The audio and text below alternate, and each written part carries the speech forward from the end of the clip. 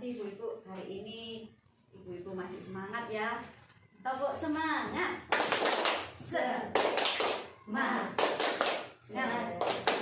Semangat. Terima kasih ibu-ibu, di kesempatan yang berbahagia ini saya akan memberikan ibu-ibu sedikit terkait ini ya, apa yang saya dapatkan dari hasil kegiatan PJOK. Untuk hari ini dan kegiatan ini adalah pembelajaran terkait PJOK itu sudah selesai.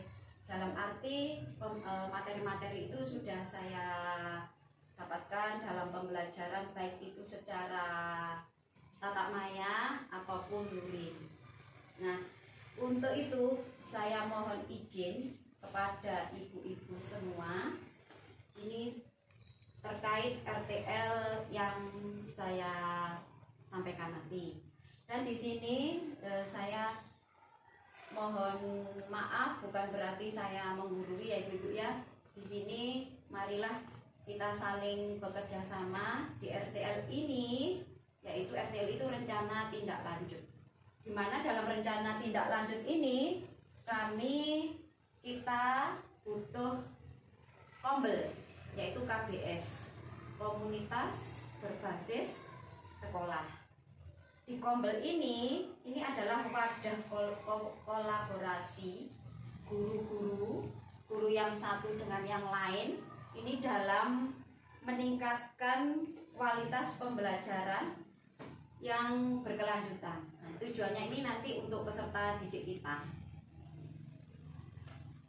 Dampaknya nanti dari KBS ini kita bisa meningkatkan pembelajaran siswa yang aktif, kreatif, kemudian siswa ini dengan kegiatan yang sangat-sangat menyenangkan, terutama kita di TK. Akronim dari RTL yang saya buat yaitu terkait, nih judulnya, Serasi Permata, yang berarti se itu adalah sehat, R-nya ini adalah bugar, A-nya ini asik, dan permata ini permainan tradisional di TK.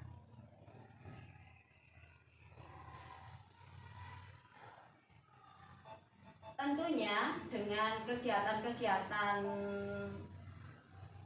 yang saya buat di sini, yaitu ini tujuannya di sini adalah melatih anak-anak untuk kegiatan di ini ya, di Serasi Permata ini adalah program ibu-ibu. Jadi program di sini itu saya kasih judul Serasi Permata. Yang ini ada hubungannya dengan olahraga. Terutama untuk permainan tradisional. Olahraga ini melibatkan 3 kegiatan, yaitu ada 1 kegiatan gerak, yang kedua kegiatan kebugaran, yang ketiga adalah SEM, yang berarti Sport Education Model. Kita akan berbagi terkait kegiatan-kegiatan itu. Tentunya di dalam melakukan kegiatan-kegiatan ini ada latar belakang kenapa saya mengambil judul terkait dengan kegiatan, yaitu permainan tradisional. Nah, ini yang pertama, dalam era digital yang semakin pesat, anak-anak cenderung lebih tertarik pada permainan berbasis gadget. Padahal permainan tradisional menyimpan nilai-nilai luhur seperti kerjasama, sportivitas, dan kecerdasan sosial yang sangat penting untuk perkembangan anak. Program Serasi Permata, Sehat Bugar Asik Permainan Tradisional ini hadir sebagai upaya untuk membangkitkan kembali minat anak terhadap permainan-permainan tradisional, sekaligus memberikan ruang bagi mereka untuk mengeksplorasi kreativitas dengan mengembangkan keterampilan sosial. Suara pilihan dan kepemilikan peserta didik dalam program ini, yaitu suara murid, ini sangat-sangat dihargai terkait dengan profil pelajar Pancasila, di mana murid itu diberikan suara, voice, choice, dan ownership. Diberikan suatu pilihan, kepemilikan. Ini dalam permainan tradisional, misalkan anak-anak diajak memilih permainan yang favorit, kemudian menentukan aturan main, bahkan mencipta variasi baru dari permainan tersebut. Dengan demikian, peserta didik merasa memiliki program-program yang lebih dan bersemangat, gitu ya. Berdasarkan hasil survei yang dilakukan kepada peserta didik, orang tua, guru, ditemukan bahwa minat anak terhadap permainan tradisional ini semakin menurun. Hal ini disebabkan oleh kurangnya pemahaman tentang nilai-nilai yang terkandung dalam permainan tradisional, serta kurangnya fasilitas yang mendukung pelaksanaan permainan tersebut. Selain itu, banyak juga orang tua yang memilih memberikan gadget kepada anak-anak daripada mengajak mereka bermain di luar. Ini jalur pintas ibu ya, dikasih HP aja biar anak-anak diam dan tidak usah keluar dari rumah tuh. Karena permainan tradisional ini memiliki peran penting dalam pendidikan jasmani dan kesehatan, mereka itu tidak hanya mengembangkan keterampilan motorik anak, tetapi juga membantu meningkatkan aktivitas gerak fisik, kognitif, serta mengembangkan karakter. Di sini peran guru sangatlah penting karena kita itu sebagai fasilitator, yaitu memberikan anak-anak fasilitas, dan suara kita, suara bu guru, nasihat itu lebih dipahami oleh anak-anak. Anak-anak akan insya Allah kalau ibu gurunya yang bicara bilang itu pasti nurut, gitu ya ibu ya. Kemudian tujuan dari program yang saya buat, rencana program ini adalah programnya berbasis proyek. Jadi ada tindak lanjutnya, ada berkelanjutannya. Untuk tujuan program, yaitu tujuan permainan tradisional dalam metode berbasis komunitas belajar sekolah ini, yang pertama, membantu anak-anak mengembangkan keterampilan motorik kasar ini ya, dan sosial melalui pengalaman bermain yang aktif dan menyenangkan yang berpusat pada anak didik. Kemudian memberikan kesempatan kepada anak-anak untuk memilih permainan yang mereka sukai. Dan yang ketiga, pelestarian budaya. Ini mengenalkan kepada anak-anak tentang budaya. Kekayaan Indonesia ini kaya akan tradisionalnya ibu ya, kekayaan budayanya, baik itu permainan tradisional dari Jawa saja itu banyak sekali ibu ya, mulai dari apa itu yang kita kenal waktu kecil itu engklek, betul, terus bobak sodor, dakon, pate lele. Nah, pate lele juga itu, kemudian yang apa itu seri gendem gitu ya, banyak sekali. Semprengan, ya, permainan tali itu. Nah, kemudian kita menghidupkan kembali permainan tradisional di lingkungan kita, di lingkungan TK.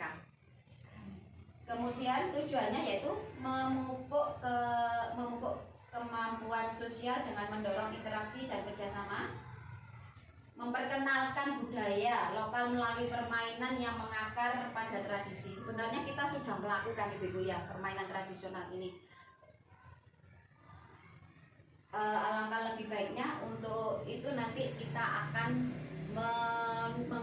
memprogramkannya. Ini. Selain itu tujuannya juga mengurangi ketergantungan anak-anak pemakaian gadget. Ini kalau di rumah ya.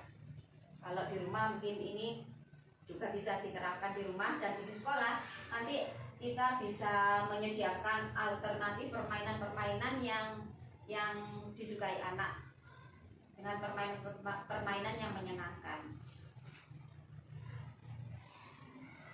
Ini juga dengan tujuan permainan tradisional ini melatih kemandirian anak, kemudian juga mewujudkan profil pelajar Pancasila yang kreatif, mandiri, kemudian berkebinekaan secara sosial emosional. Anak-anak ini bisa meningkat karena kita di usia yang di fase yang pondasi, yaitu fase di mana merupakan dasar penguatan untuk anak-anak bergerak secara sehat melalui kegiatan-kegiatan yang positif.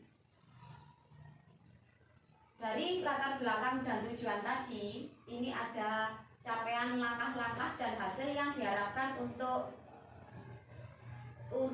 tiap tujuan.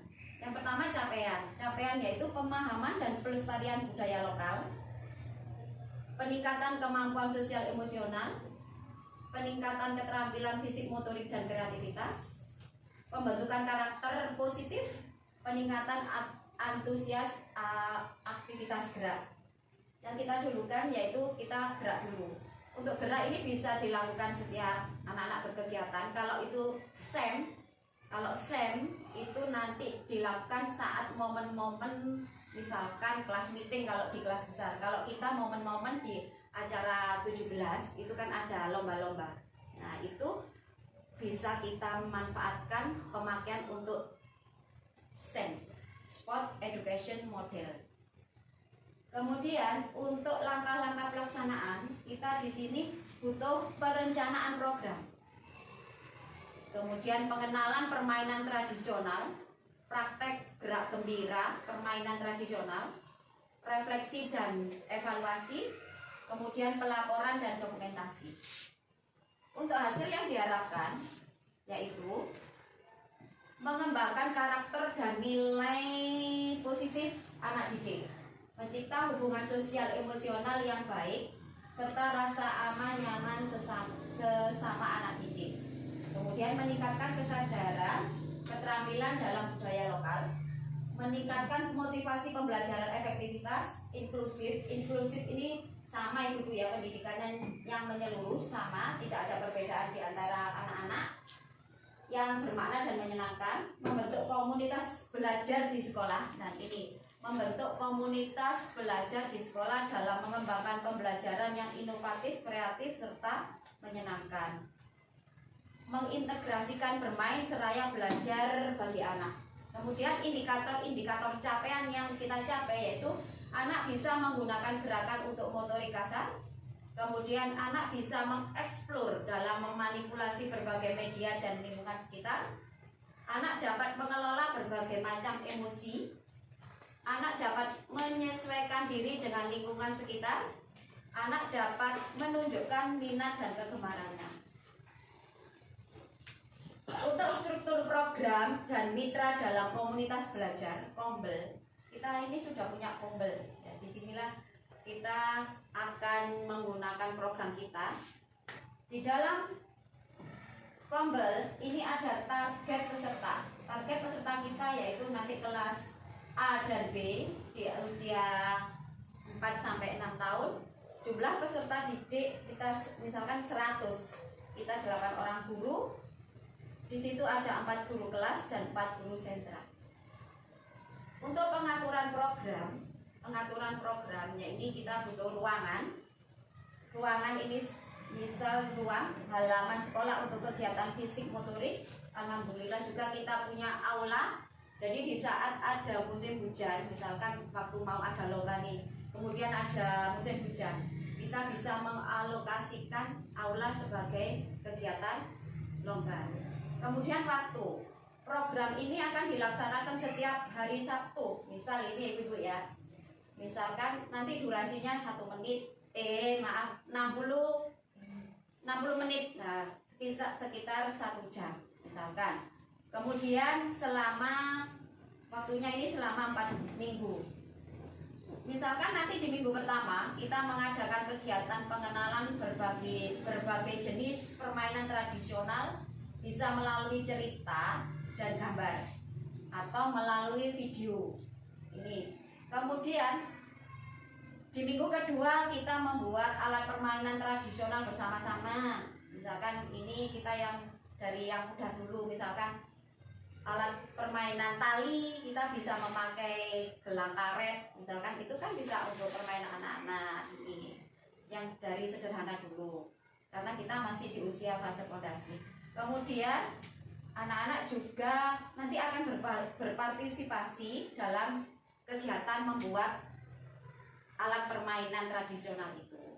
Yang ketiga, kita mengadakan lomba permainan tradisional antar kelompok. Nah, ini biasanya nanti kita agendakan di momen HUT RI atau momen-momen HUT-nya sekolahan. Itu ya Ibu ya. Di minggu keempat, kita mengundang narasumber misalkan dari komunitas sekitar tentang permainan tradisional. Praktek-praktek permainan tradisional biar anak-anak itu bisa tahu, bisa mengenal macam-macam permainan tradisional ini.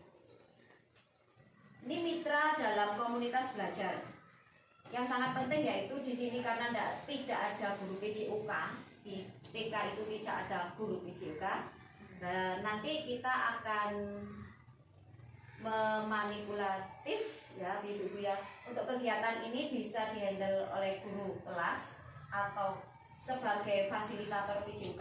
Ini guru kelas sebagai pendamping di saat anak-anak nanti bermain kegiatan geraknya. Selama ini kan kita sudah melakukan melalui body kinesthetic Ibu ya. Nah di situ kan guru kelas yang bertanggung jawab. Nah ini boleh untuk membimbing anak-anak dalam permainan itu, biar tahu tumbuh kembang geraknya anak. Kemudian guru sentra ini juga sebagai pendamping. Karena di anak-anak itu perlu pendamping saat permainan. Saat permainan itu anak-anak kan belum bisa jadi wasit ataupun jadi juri ya. Jadi dihandle oleh guru-guru. Kemudian orang tua ini bisa diundang misalkan dalam menyaksikan atau memberi dukungan moral saat anak-anak ada lomba. Otomatis mama-mamanya pasti lihat di halaman gitu ya. Kemudian kepala sekolah, ini kepala sekolah sangat-sangat mendukung kegiatan kita karena beliaulah yang memberikan kebijakan, beliaulah yang memberikan kita izin ya Ibu ya. Mulai dari kita saya ikut guru penggerak ya pasti harus ada izin Bu Tita. Terima kasih Bu Tita. Kemudian dari kegiatan PJOK ini juga Bu Tita yang memberikan izin dan memberikan kegiatan kita seperti apa tindak lanjutnya, apa yang diprogramkan itu kami sangat-sangat berterima kasih telah mendukung program yang kami ikuti. Terkait pernyataan tentang kapasitas yang dimiliki kelas.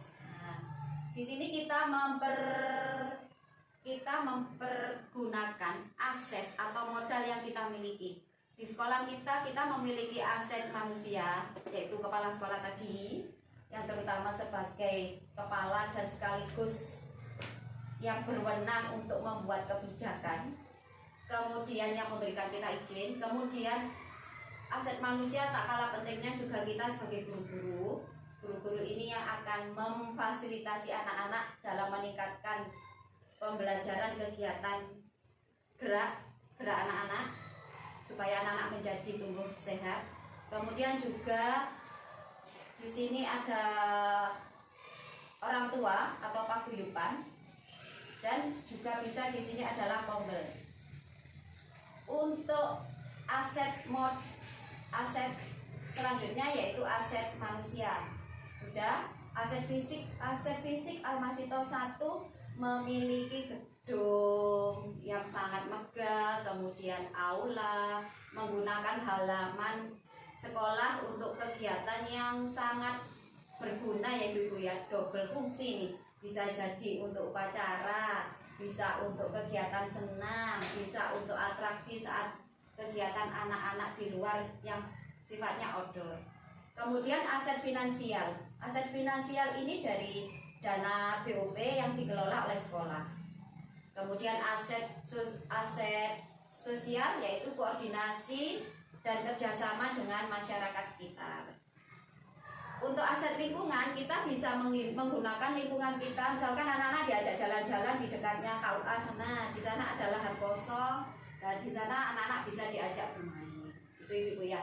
Kemudian bisa juga untuk kegiatan gerak lokomotor itu kan mulai jalan, lari, lompat.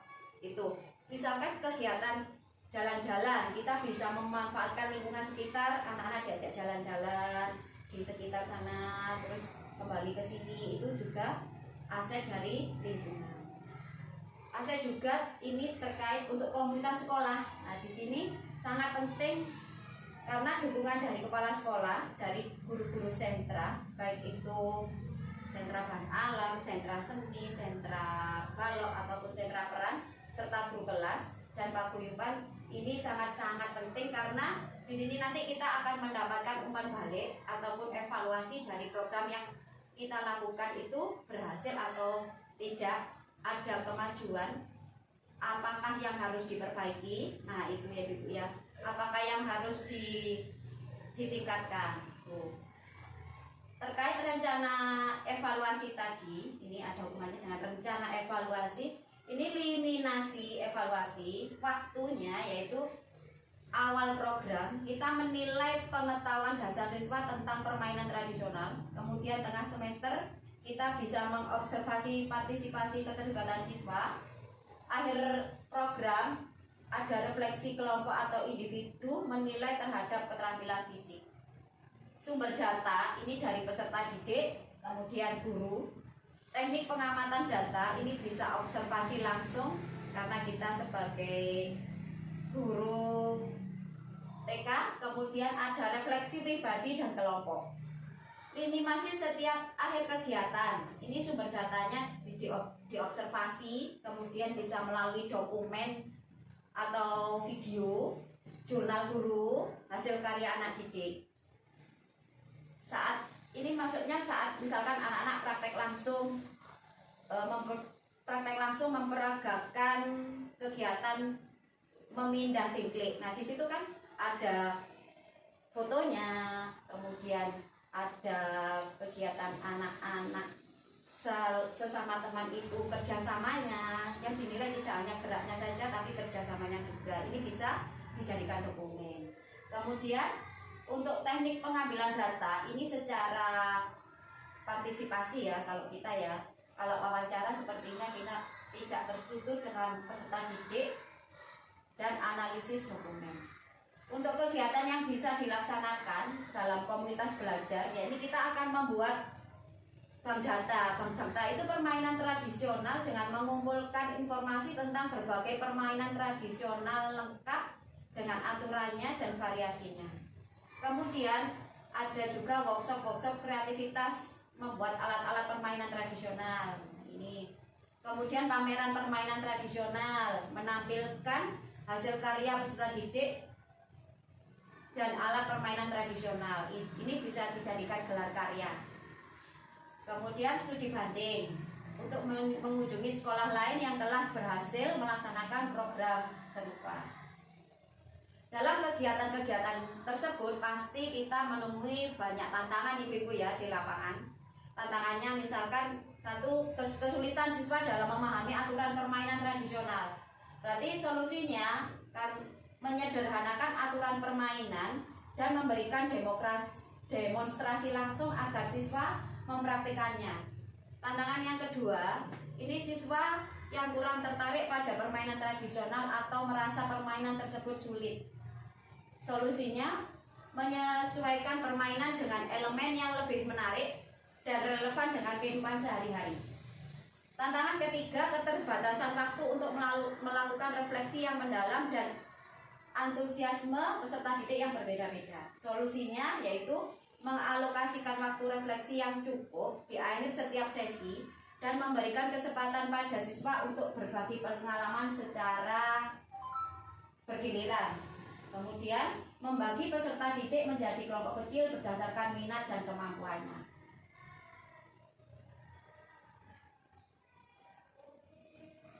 Demikian ibu-ibu rencana tindak lanjut saya dan kami mohon untuk masukan umpan balik. Silakan kalau ada yang bertanya, kalau ada yang menambahkan, monggo Bu Tita. Sebentar lagi nanti.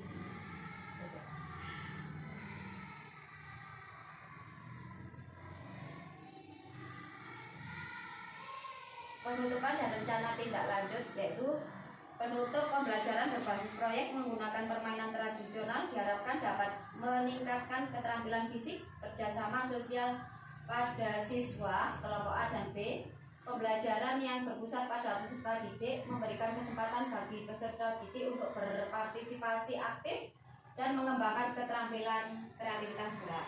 Rencana tindak lanjut ini sudah presentasi rencana kepada komunitas belajar sekolah untuk mendapatkan umpan balik masukan yang membangun program ini. Kemudian implementasi program sesuai jadwal yang ditentukan. Dokumentasi kegiatan dan refleksi untuk perbaikan di masa yang mendatang. Ini yang ini Bu ya, nanti kegiatannya ini bisa kita programkan di tahun ajaran berikutnya. Kalau seminggu berikutnya ini bisa untuk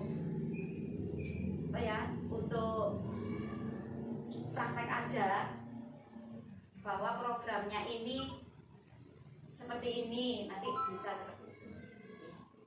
Terkait untuk program, kapan waktunya, kapan harinya, nanti kita buat kesepakatan lagi di kegiatan anak-anak body kinestetik ini.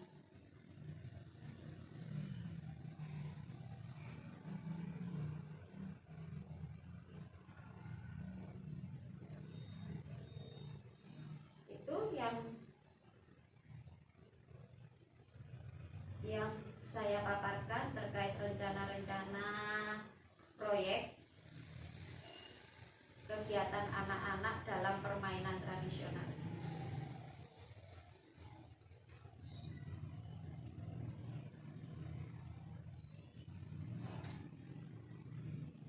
Untuk alatnya ini Bu Tita, untuk peralatan ini seandainya rusak ataupun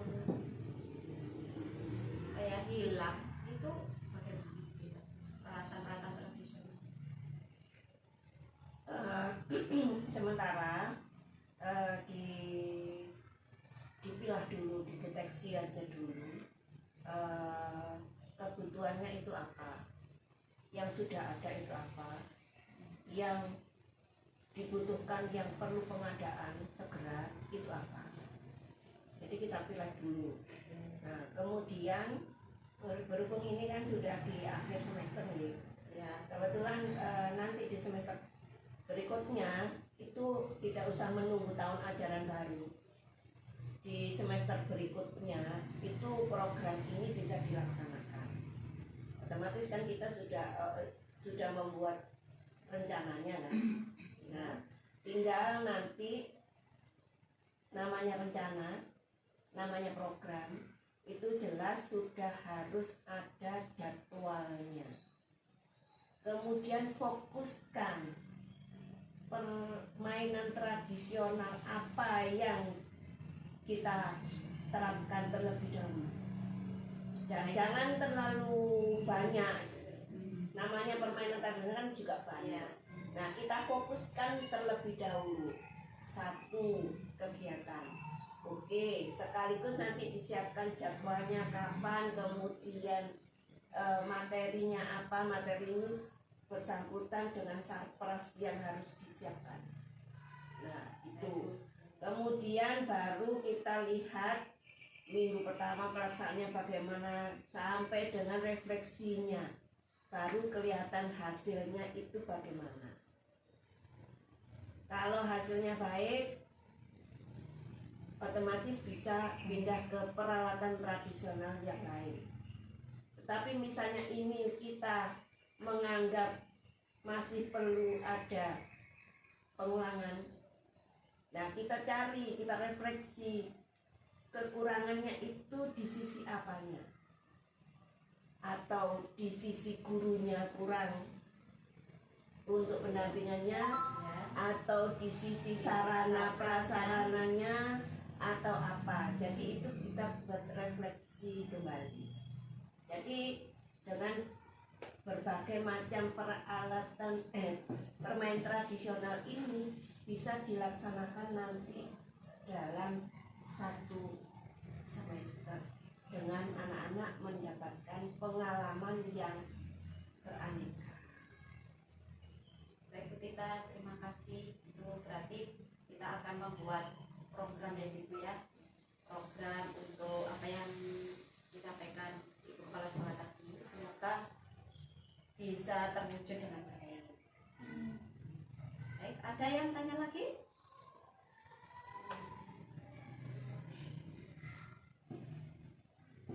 Baik Ibu, saya rasa hari ini sudah cukup, tidak saya tanya lagi nih ya. Saya mengucapkan terima kasih dan saya akhiri. Assalamualaikum warahmatullahi wabarakatuh. Waalaikumsalam warahmatullahi wabarakatuh.